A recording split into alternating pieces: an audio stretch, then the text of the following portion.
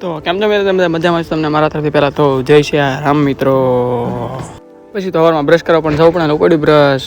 પછી તો બેસી ગયો તો નાસ્તો કરવા માટે. કારખાના પગીને કરી નાખીએ ફાઇનલી ગાડી આપણે પણ પાર્કિંગ. રોજની જેમ કરી નાખીએ આપણે પણ દીવાબત્તી ભગવાનના.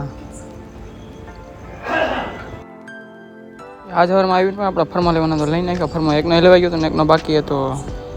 પછી તો ફાઇનલી મારી દીધો આપણે ટેબલમાં ગમ, કેમ કે ટેબલમાં ગમ મારવો પડે એવું હતું. પછી તો હવારમાં થઈ ગયું તો એક પ્રોબ્લેમ, કે આનંદમાં આવ્યા હતા ડાઘા, એટલે દેવું પડ્યું આપણે શેઠે દેખાડવા.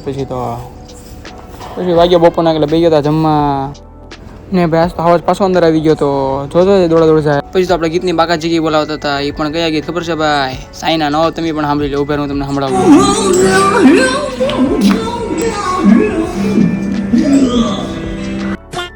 પછી આપણે કોન્ટ્રાક્ટ મળ્યો તો નજર પાથરવાનો, ધબાસકડી પાથરી દીધી આપણે નજર. આ છેડેથી ઓલા છેડે સુધી ફાઇનલી પાથરી દીધી. અને ભાઈ આને કહેવાય બનાવેલી લીપ. પછી તો રાઈટ પણ આપણા કાકાને છપાવી દીધા. રેડીમેડ વાળા છે ને ખબર છે, હું થોડું કમેન્ટમાં કહી દીધું. પછી થોડાક દાબ નાખ્યા આપણે આરવાર પડીકા પણ. પછી તો ફાઇનલી આપણે શર્ટ આપી દીધો બે સેમ્પલ કરવા માટે, પૂતળાવાળી ડિઝાઇન કરી નાખ્યા સેમ્પલ. પછી તો કારખાનેથી આવી ગયો તો ઘરે આવીને બેસી તો જમવા.